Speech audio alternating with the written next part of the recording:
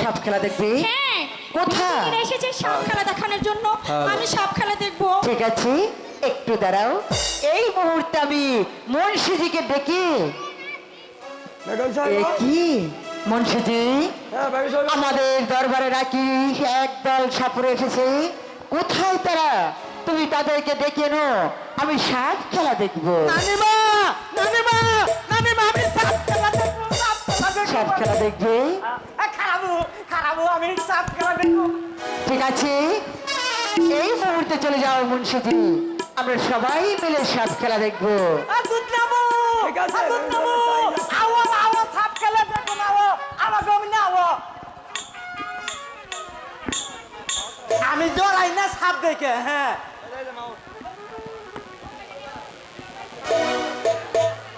আও তাড়াতাড়ি আও।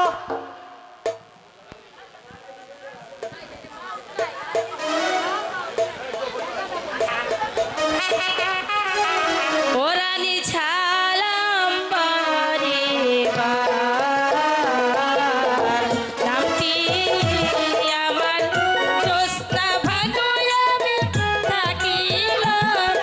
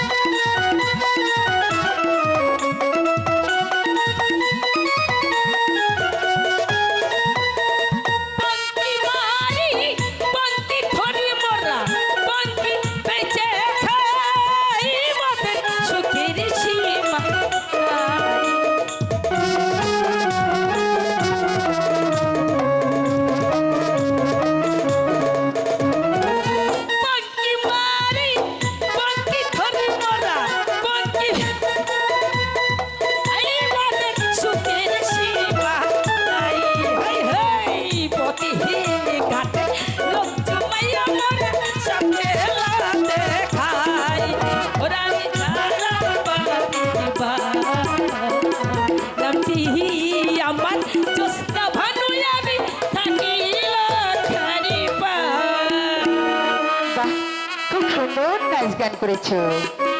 তোমার নাম কি? তোমার নাম কি?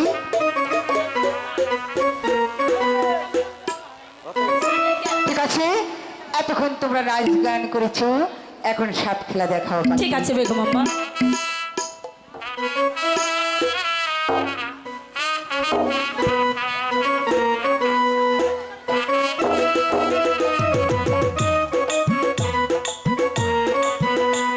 আরে ও পাহাড়িয়া সাপে খেলা,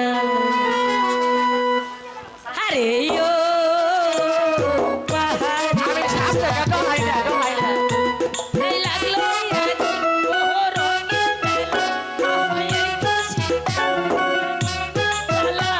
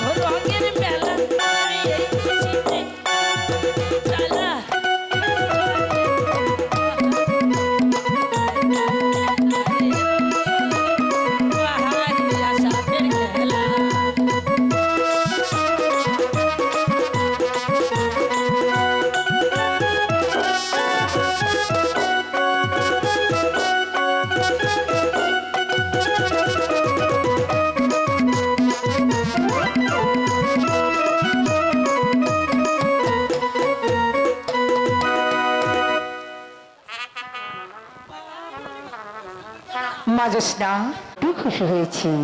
তাই তো আমি আমি ডরাই খুশি না, হয়েছি ডরাই না। বলে না। তোমাকে কণ্ঠে এই মুক্তোর মালাটা উপহার করলো। দেখেছি না রানীমা, তাহলে এবার আমরা আসি। ঠিক আছে মাজস্না, কিন্তু একটি কথা শুনে যাও। বলুন রানীমা। যখন আমার মনে চাইবে সব খেলা দেখবো, তোমাদেরকে খবর দিলে তোমরা চলে এসো। ঠিক আছে রানীমা, তাহলে তোমরা আপনার মন কোথায় যখন থাকো? চাইবে আমাকে তখনই স্মরণ করবেন, আমি এসে আপনাকে সাপের খেলা দেখি। ঠিক আছে, তা তোমরা থাকো কোথায়? আমরা আমরা থাকি ওই লক্ষা নদীর তীরে। ঠিক আছে, সালাম রানীমা। খেলা। শিরানিমা, ঠিক আছে। আপনি যদি কোনো হাপে কাটা রোগী পান তাইলে আমাগো খবর দিবেন, আমরা হোক গলি চলে আসুম। ঠিক আছে, সালাম রানীমা, সালাম। ঠিক আছে, ঠিক আছে, ছেলে। নানিমা, নানিমা। তাকে কইছো ও জোসনা, কই কি খালি কি গুইরা বেলা লইব, আমাগো গাওয়াল করতে হইব না। তো করবো দাদি, বেলা গেছে গা, এনার গাওয়াল করবো না, নৌকায় চলো যাই। ও তাও তো কথা হন্দ হয়ে গেছে গা। ওই আসলে তো বেড়া ঘরে ইয়া কি জানি ওই একটু হাজ হয় না। তুমি জানো না? হ আসলে বুঝে হয়ে গেছি তো মুহে একটু থুতা বুতা লাগে। আচ্ছা হ্যালো হ্যালো দাদিমা, কি হয়েছে? আর দেরি করবো না, না চলো চলো যাইমু। আমরা ওখানে যাইগা। আইসো আয়া পড়ো। আহো।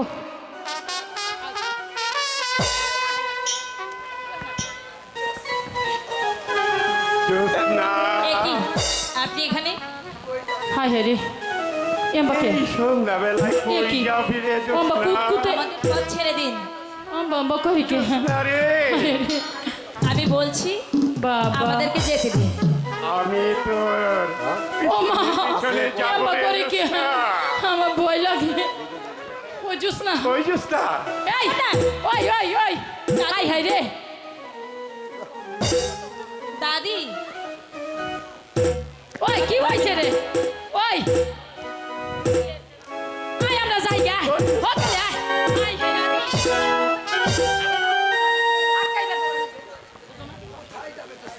হাই হাই রে যাবে যাস না আমি তোমার রূপ সুধা পান করি হাই রে তারপর আমি তোমাকে না হাই হাই রে আমাকে আমার নাতিটা নেম কোনে যাবো মুন্সি হাই রে তুমি তুমি চালিয়ে যাও আমাদেরকে যেতে দিন। দাদি,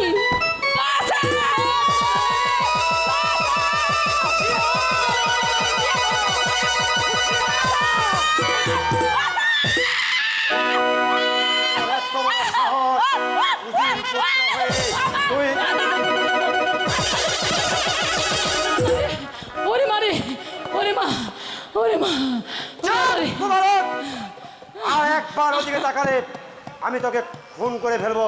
শেষ দানব আমি তোকে বলছি ভালো ভালো এখান থেকে চলে যা, না হলে কিন্তু আমি তোকে খুন করে ফেলবো। ছুঁয়ে তারে ছুঁয়ে বুঝা তারে ধরে যখন হালাল করে হালাল তাহলে আমি তোমাকে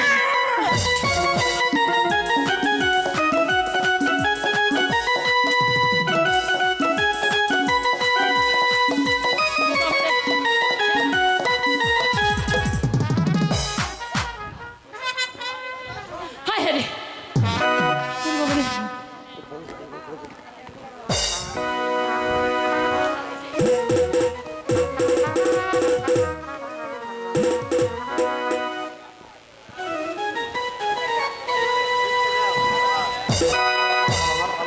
বাবা ওরে বাবা এটা আমার দেখি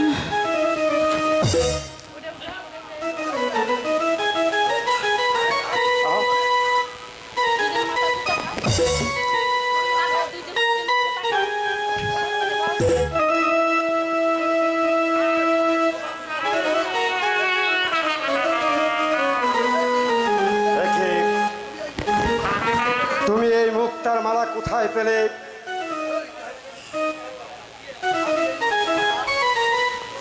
শাহজাদা, আমি মুক্তোর মালা সাপ খেলা দেখে পেয়েছি। তুমি কোথায় সাপ খেলা দেখিয়েছো? শাহজাদা, ওই বঙ্গরাজ্যের রানী আমাকে ডেকে পাঠিয়েছিল সাপের খেলা দেখার জন্য। তাই তাকে সাপের খেলা দেখে সন্তুষ্ট করেছি। সে খুশি হয়ে এই মালা আমাকে পরিয়ে দিয়েছে। আমার আম্মি জান হ্যাঁ শাহজাদা, তোমাকে মুক্তার মালা পরিয়ে দিয়েছে, তাই তো এই মুক্তার মালা আমি আর ফিরে নেব না। শাহজাদা, ও বাবা, আমি এই মুক্তার মালা তোমার গলায় পরিয়ে দিতে চাই। কাম হয়ে গেছে গা। হাই হাই রে, এই নাতি, হাই, এই তুই এটা কি করলি? হাই হাই, শাহজাদা তোরে মুক্তার মালা পরাই দিল আর তুই গলায় পড়লি।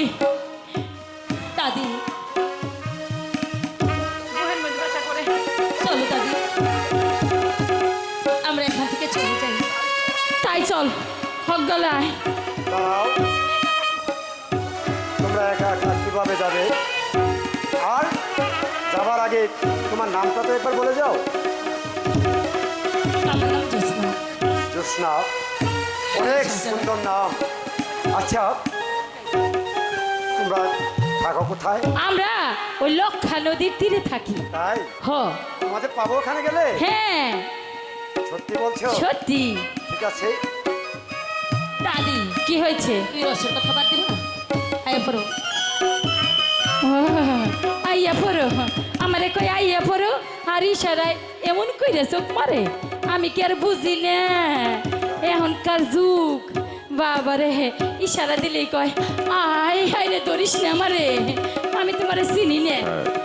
দাদি। হা দাদা, মানে হন্দ হইয়া গেছে গা, আমাকে একটু আগাইয়া দেও। আমি কিন্তু আবার আসবো। আর সমস্যা নাই, তুমি আমারে খালি কইবে, আমি সাইড করে দিব। ঠিক আছে দাদি।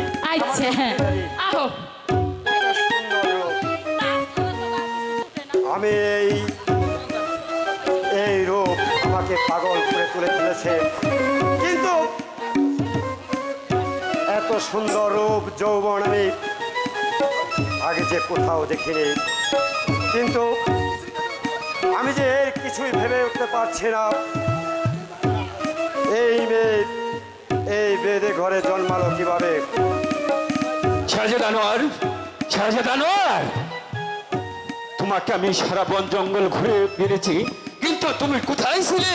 দোস্ত, দোস্ত, আমি এখানে আছি, আমি কোথাও যাইনি। কিন্তু তুমি কোথায় হারালে? আমি দেখতে পেলাম তুমি একা একা কি যেন ভাবছো, আর আজ তোমাকে এত আনন্দিত মনে হচ্ছে কেন? দোস্ত, আমি এখানে এসে যে শিকার আমি পেয়েছি, আমার আর কোনো শিকারের প্রয়োজন নেই। বন্ধু, আমি যে তোমার কোনো ভাষাই বুঝতে পারছি না। এমন কি শিকার তুমি পেয়েছো তার জন্য তুমি আত্মহারা হয়ে আছো? এমন কি শিকার পেয়েছো আমাকে একটু খুলে বলবে দোস্ত? দোস্ত, আমি এখানে এসে ওই পূর্ণিমা চাঁদের মতো আমি ওই জ্যোৎস্নাকে দেখেছি। জ্যোৎস্না? হ্যাঁ, জ্যোৎস্না, ওই বেদের মেয়ে জ্যোৎস্না। এদের মেয়ে জ্যোৎস্না? হ্যাঁ, হ্যাঁ দোস্ত, আমি যে তাকে দেখে তাকে মনে প্রাণে ভালোবেসে ফেলেছি দোস্ত। শাহজাদা, এ কি করে সম্ভব শাহজাদা? এ কোনোদিনই সম্ভব না। তুমি হচ্ছ রাজার ছেলে, আর সে হচ্ছে একজন বেদেনীর ঘরের। দোস্ত, বেদের মেয়ে হলেও আমি যে তাকে আমার এই মন প্রাণ দিয়ে তাকে আমি উজাড় করে ভালোবেসে ফেলেছি। দোস্ত, সে বেদের মেয়ে হলেও সে তো মানুষ। তুমি একটু ভেবে চিনতে দেখো। হ্যাঁ দোস্ত, আমি অনেক ভেবে চিন্তে দেখেছি। আমি যদি বিবাহ করি তাহলে ওই বেদের মেয়ে জ্যোৎস্নায় করবো। বেশ, আমি আমি তোমার কাজের কোনো অমত হব না। আমি বাড়ি গিয়ে বলবো জাহাপনাকে। যদি জাহাপনার সম্মতি থাকে তাহলে আমার কোনো কথা নেই দোস্ত। কেন দোষ? তুই আসিস না, তুই আমার আব্বাজানকে ম্যানেজ করবি কেমন? ঠিক আছে দোস্ত, তাহলে আমি জাহাপনাকে বলবো। জাহাপনার আদেশ ক্রমেই কিন্তু তোকে এগিয়ে যেতে হবে দোস্ত। এবার চল, ঠিক আছে দোষ, তাই চল। রাজকাজ পরিচালনা করতে হবে। এবার চলে আমার সঙ্গে।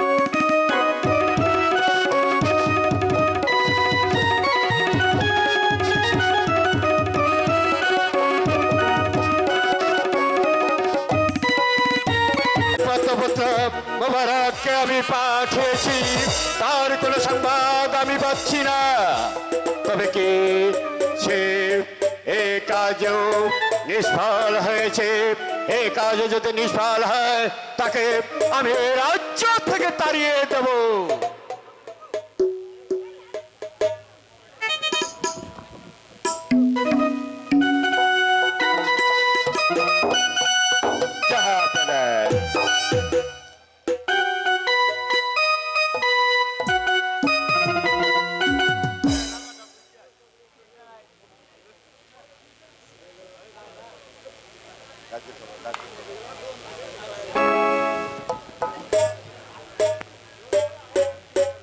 বলেন জাহাপনা।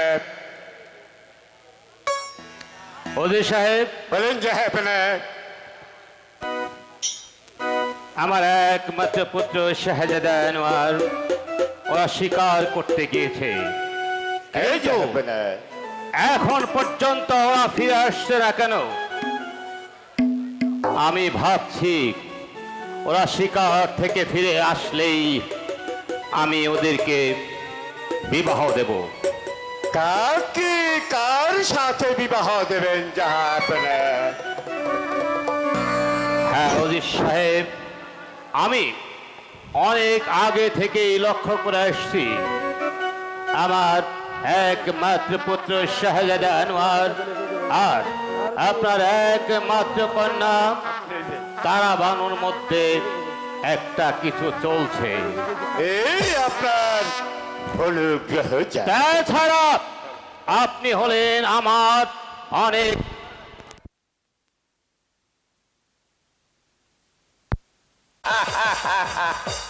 এবার এই তো আমার সুবর্ণ সুযোগ এসেছে। আমি তো একটু করে আগাবো। আমার একমাত্র কন্যাকে শাহজাদা আনোয়ারের হাতে তুলে দেব। আর সিংহ এই, এই ছিল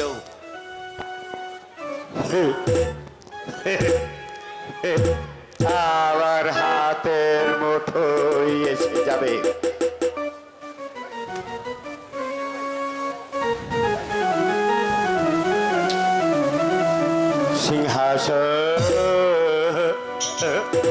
সিংহাসন তুমি কি তোমার উপরে আমাকে একটু বসতে দেবে? সিংহাসন তুমি কি দিয়ে করা? রূপ, তামা, স্বর্ণ, এমনকি মুক্তা দিয়ে। যতই তোমাকে দেখছি আমার প্রাণের সঞ্চার মিটছে না। তাই তো তোমাকে তোমাকে আমি হাতের মুঠোয় পেতে চাই। সিংহাসন তোমার উপরে বসে এই বঙ্গরাজ্যের শ্রেষ্ঠ